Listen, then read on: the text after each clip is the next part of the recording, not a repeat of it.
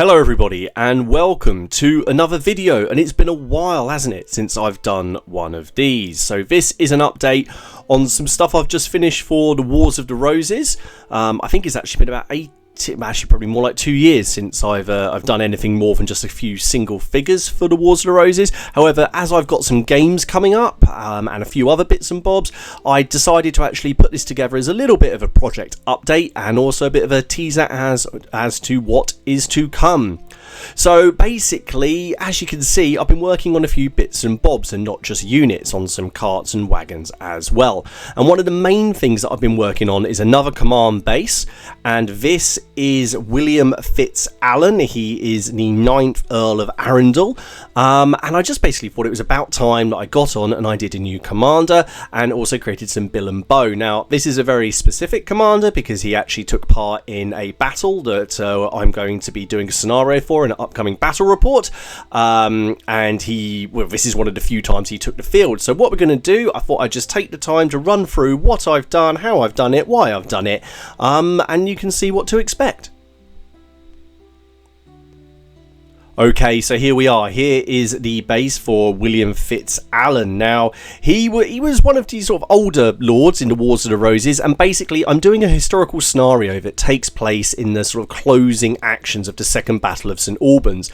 And Arundel this is one of the few times he actually turned up to a battle. It's not that he was a coward, he just didn't turn up to them, he just wasn't involved particularly. However, I just thought he'd be quite fun to do, and I just quite enjoyed his livery. So after doing some research and looking at various places, I decided that he would be the one. Now, as you can see, I've actually used my own models here. I've used the new version, the new Impatient Heir as the banner bearer. He normally comes with a poleaxe, but I've done him with a banner, and I have also used the Watchful Lord as Fiztalan himself. These are also now available on Racket Staff miniatures. But something that I wanted to do was actually show off sort of how he looks compared to, say, a Perry miniature. So you've got a Perry miniature in the background there. That's a pikeman that I've drilled into service to hold his standard. I had a go at doing the livery. It's quite a fun livery with the quarterings, with the lions. I'm not convinced my lions don't just look like Big Bird, but, you know, 3-foot rule and all of that. I've done a fairly simple base, and I've tried to make it look like moorland because the scenario where he's going to be sort of taking some action actually takes place on a bit of common land outside of St. Albans, or outside a village called Sandridge, actually, called Norman's Land Common. So I just kind of wanted to get that feeling across. He's been painted with a mix of contrast paints and normal paints, and also using the new deep shades from AK Interactive.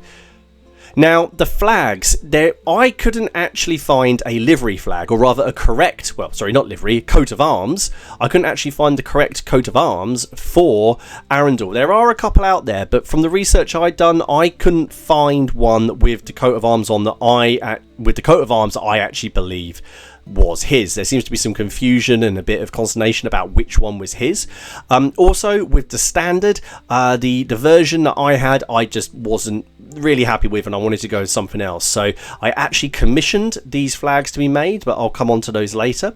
As you can see, the retainers are also have his badge of an acorn and oak leaves on, which was quite fun to paint. Also, as a Yorkist player, it's quite nice to not have to paint blue and Murray, or Murray and blue rather, and also as a Warwick player, not just pure red. This guy is actually the brother-in-law of Warwick, the Kingmaker. He was married to the Kingmaker's sister Joan, and I just thought this would be a good opportunity to use the Ragged Staff miniatures, the Perry miniatures, and some other ones as well, to create an interesting commander, and one who can sort of be used across the battlefields. In typical Wars of the Roses fashion, he did fight for both sides. At Ludford Bridge, he was on the side of Lancaster, and then he switched the Second Battle of St. Albans to be a supporter of the House of York, and you know that battle was commanded by the Kingmaker, who was his brother-in-law. Later on, he was made a Knight of the Garter, and he was also Warden of the Cinque Ports later in life, and he eventually died in 1487. So I couldn't do a commander without at least having one unit of household troops in his colours. So I've done this unit of Bill and Bo, and those of you who sort of follow my projects know that doing these sort of 2 bases of Bo and 1 of Bill is how I like to represent my household units. It doesn't necessarily mean that there's archers on the flanks, it's just a representation of all the household men associated with a particular lord. Now there is a mix of 3 different manufacturers on here. We have miniatures from Perry, we have miniatures from my own line of Ragged Staff, and I also have some miniatures on here from Charlie Betts, who basically had some commission to use privately. They're all the Billmen, with the exception of the standard bearer, and he very, very kindly had some left over, and he sent them to me, just said, can you make use of them? So I thought putting them on this base would be a bit of fun. So let's have a look at the bases. Now I tried to do something a little bit different here. So on the right there you have the Ragged Staff Captain of Archers, and he is commanding these converted Perry miniatures. I've converted them from the Bowman set and from the Light Cavalry set. So they've got all their bows in their bags and the arrows are away, and the captain is shouting at them, probably pointing out the fact that they're getting flanked at St Albans, and these guys are rushing to get the arrows out the bags and get their bows out the bags. As I, predominantly use these in multiple systems, I would always just say, for example, in Bill Hooks, this would represent 6 guys, this base, and just put wounds on it. Obviously, in Hail Caesar, it's all based on frontages. But this was a lot of fun, and I also just wanted to show how the Ragged Staff miniatures that I produce actually compare to the Perry miniatures. And as you can see, once they're on the base and you've got that sense of movement, there really isn't much in it. And again, I've tried to keep to the same basing as I did for the Lord himself. For that middle base, for the Billmen, I chucked them all in and tried to get those ones who've got the bills sort of charged at the front and then raised at the back. And as you can see, again, I've painted quite a lot of them up in livery jackets, probably more than I would normally. But as Arundel was the brother-in-law of the Kingmaker, I figured he'd probably actually have quite a lot of money, and as he didn't see a lot of action, I figured he'd want to show his livery off.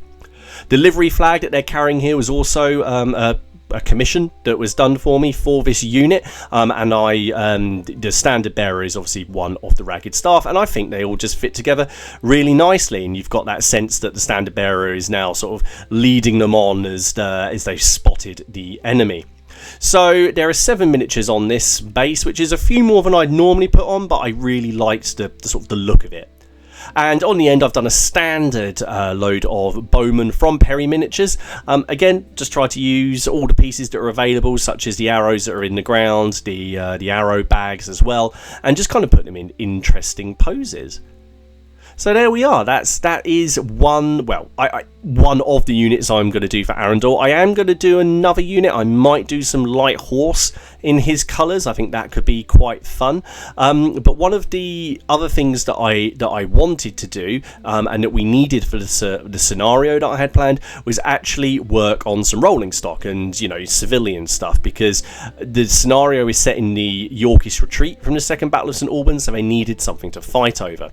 And I've had this set for quite a long time, and I hadn't built it up yet because I moved house and then I lost it and then I found it, and I finally thought it's time to give it an airing. So my friend Kev had bought this for me a couple of years ago, and it is a lovely set. It's from Perry Miniatures. There are a couple of bits that are rather awkward to do, like the tack on the horses. I plundered one of my daughter's bookmarks. It's now got quite a few less tassels than it had originally, so I could create the reins and the harnesses on that, and I really like that it comes with this extra guy who's loading up supplies. So this makes a really nice piece of either scenery or a good objective piece. However, you got to be careful with it, because this roof does come off. I like doing that because then you can load up supplies in it if you need them for the scenario.